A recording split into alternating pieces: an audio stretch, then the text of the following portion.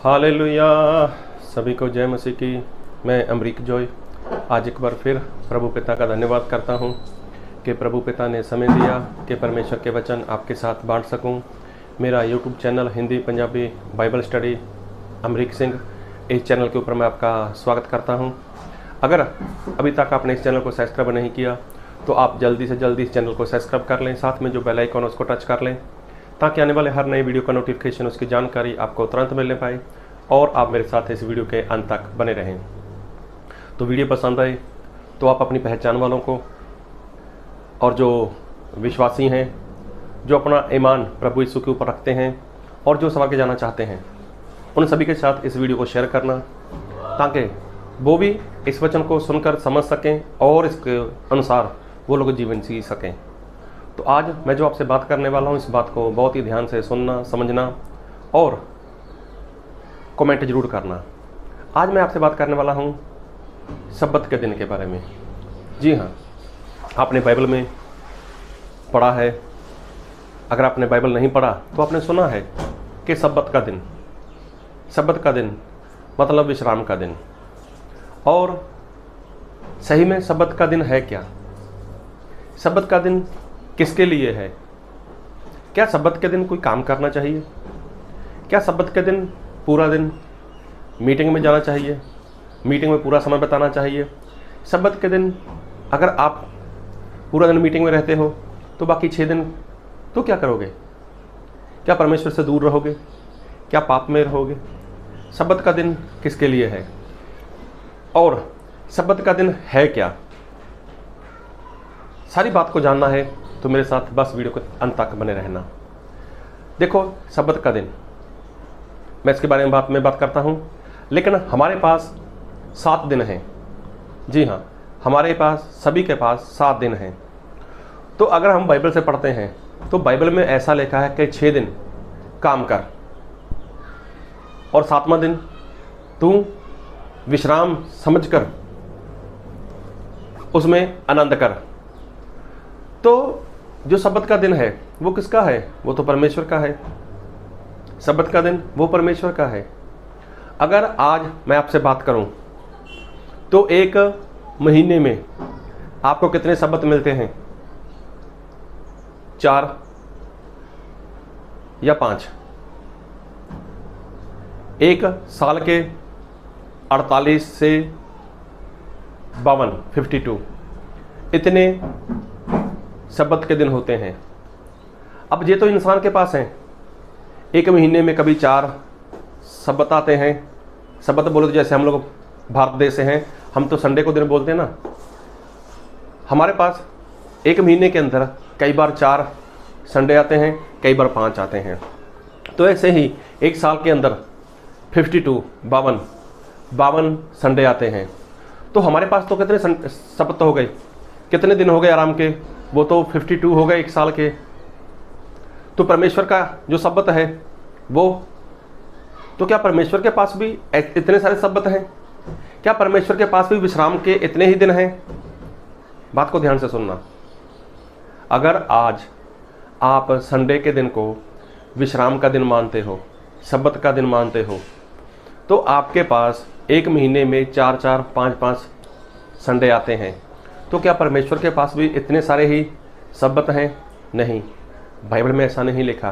लेकिन बाइबल में क्या लिखा है? एक वचन पढ़ूंगा आपके लिए, और मैं पढ़ूंगा प्रकाशित वाक्य उसका 20 अध्याय और उसके 5 वचन से। जब तक जे 1000 वर्ष पूरा ना हुए तब तक शेष मरे हुए ना जी उठे, जे तो पहला पुनरुत्थान है। देखो, 1000 वर्ष फिर लिखा है प्रकाशित वाक्य 20 का 7।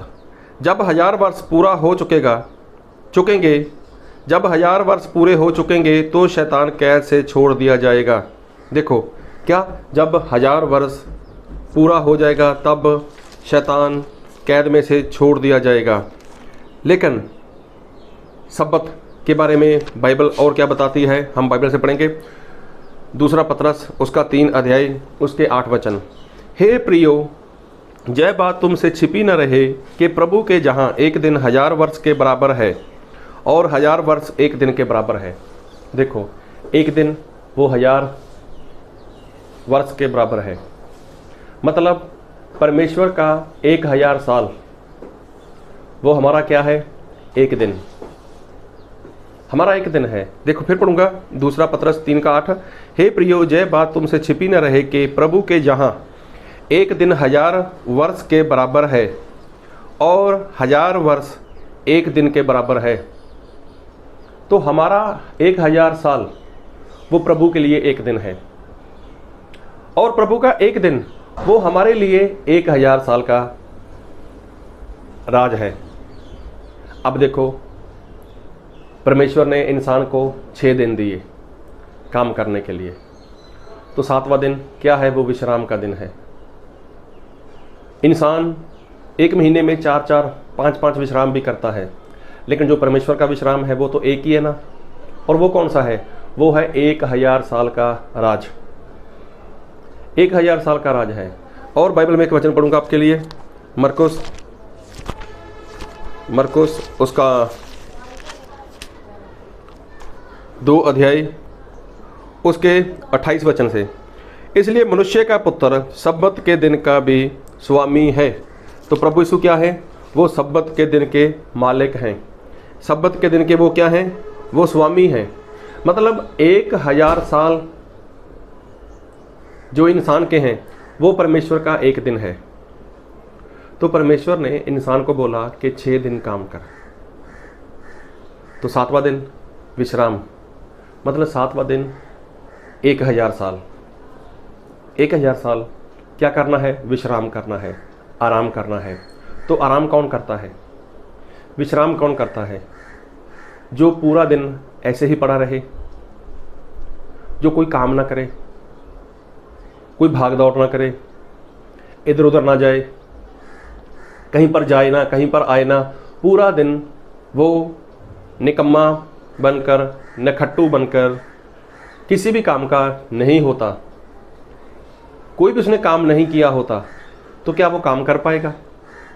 जो काम नहीं किया जिसने, जो काम निकम्मा है, जो निखट्टू है, जो निकम्मा है, क्या वो काम कर पाएगा? नहीं काम कर पाएगा।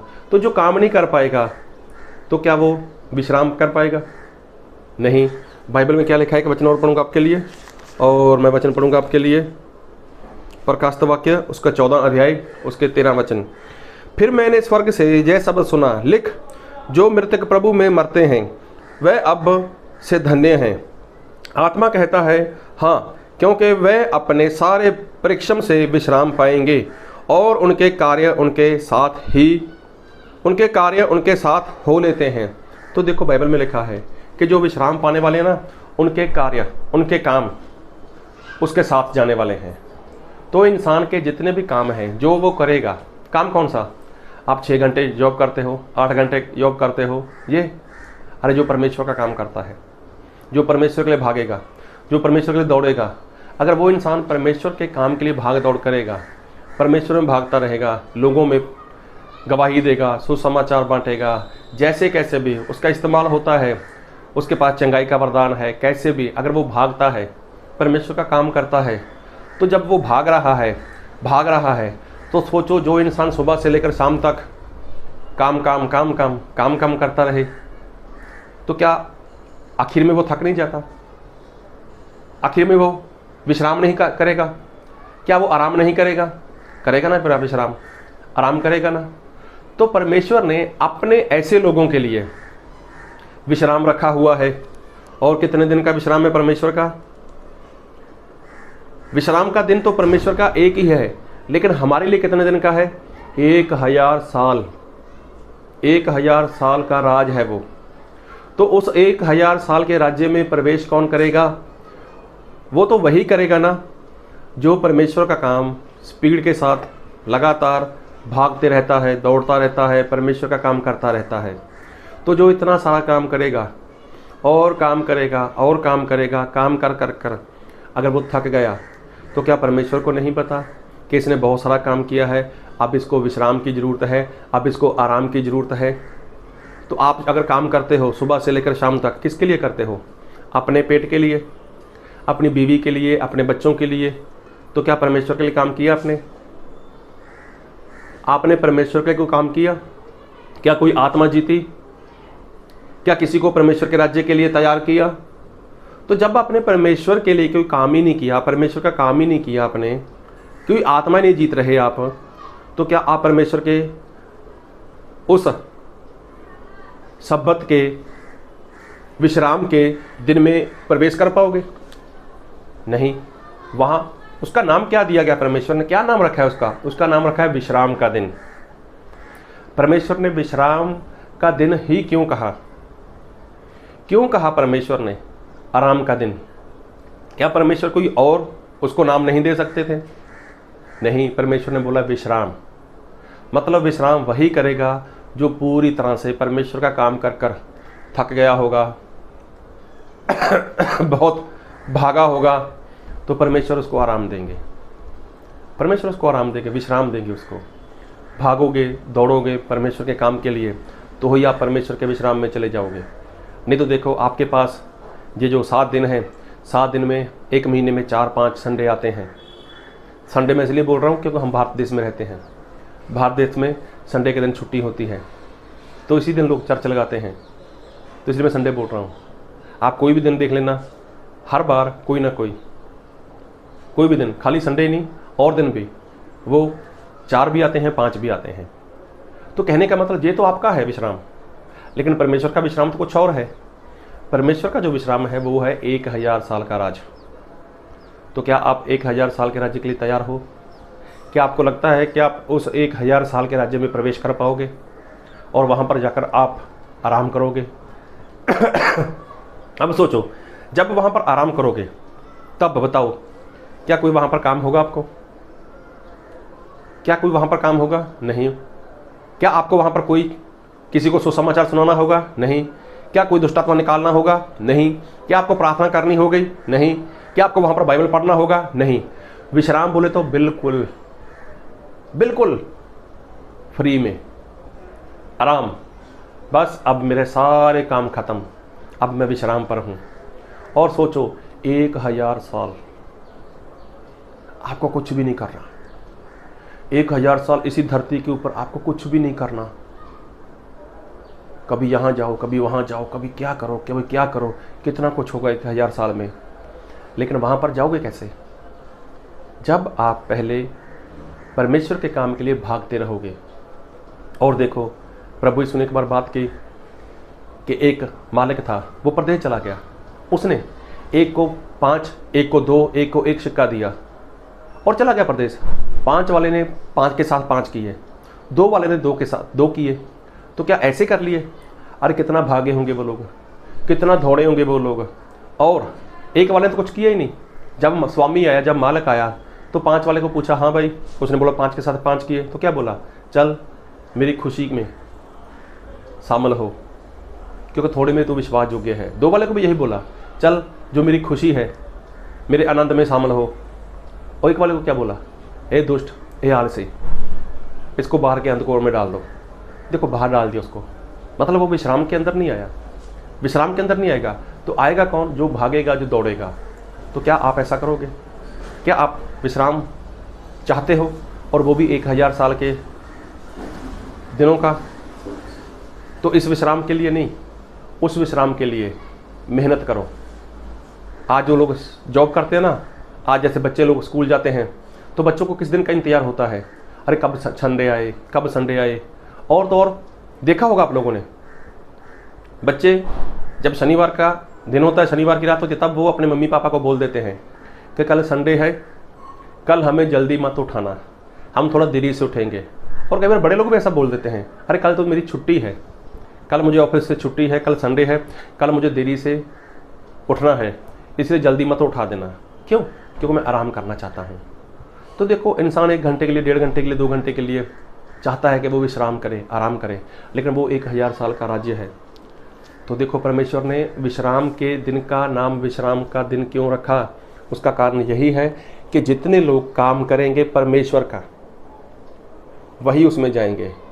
अरे बच्चों को परवरिश करना, बच्चों को पढ़ाना लिखाना, जवान करना, शादी करना, घर बनाना, गाड़ी खरीदना, ये बड़ी बात नहीं है। ये तो चलता रहता है, होता है, हो जाएगा, ये बड़ी बात नहीं है। लेकिन सबसे बड़ी बात है कि परमेश्वर का काम, आत्मा जीतना। तो क्या आप आत्मा जीत रहे हो? तो बस अगर आप 1000 साल के राज्य में जाना चाहते हो तो आपको परमेश्वर का काम करना होगा, और वो भी भागते हुए, दौड़ते हुए। इतना भागना है, इतना दौड़ना है ताकि आप आत्मा जीत सको और परमेश्वर को आपको आराम देना हो। हाँ, मेरा बेटा मेरी बेटी बहुत भागे, बहुत दौड़े, अब इनको आराम देना है, और वो भी 1000 साल का। तो सोचो, जब 1000 साल का राज्य आपके पास होगा, आप उसमें अंदर होगे, तब आपको कुछ भी नहीं करना, आराम के साथ खाना आपके पास आएगा, कुछ भी नहीं करना रे, कुछ भी नहीं करना 1000 साल में। तो सोचो कितने बढ़िया दिन होंगे वो लोग। और तो और वहाँ पर मूसा होगा, वहाँ पर अब्राहम होंगे, याकूब होंगे, पौलुस होंगे, पतरस होंगे, और तो और परमेश्वर खुद साथ में होंगे, दानियल होंगे, कितने सारे लोग वहाँ पर होंगे। तो सभी लोग होंगे वहाँ पर, तो किसी को कोई भी काम नहीं करना होगा। सारी जिम्मेवारी किसकी रहेगी? सारी जिम्मेवारी परमेश्वर की रहेंगे। आपको खाना खिलाना है, और बढ़िया खाना देंगे परमेश्वर। देखो कितना कुछ देंगे वहाँ पर। आपको किसी भी वस्तु की वहाँ पर कमी घटी नहीं होगी। शरीर आपका बीमार नहीं होगा, क्योंकि आपका शरीर बदल चुका होगा, आपका आत्मिक शरीर हो चुका होगा। तो बस उसी दिन के लिए आप प्रभु का काम करो, भाग दौड़ करो। और जो लिखा है प्रकाशित वाक्य 14:13 में कि उनके काम उनके साथ जाएंगे और उनको विश्राम मिलेगा। तो हमारे 1000 साल वो प्रभु की नज़रों में एक दिन है, और प्रभु का एक दिन हमारा 1000 साल है। तो बस वही सब्त का दिन है, उसी सब्त के दिन में हमें प्रवेश करना है। तो प्रभु आपको ऐसा करने के लिए, आत्मा जीतने के लिए, अपने आत्मा का बहुत ताकत का सामर्थ्य दे। आमीन।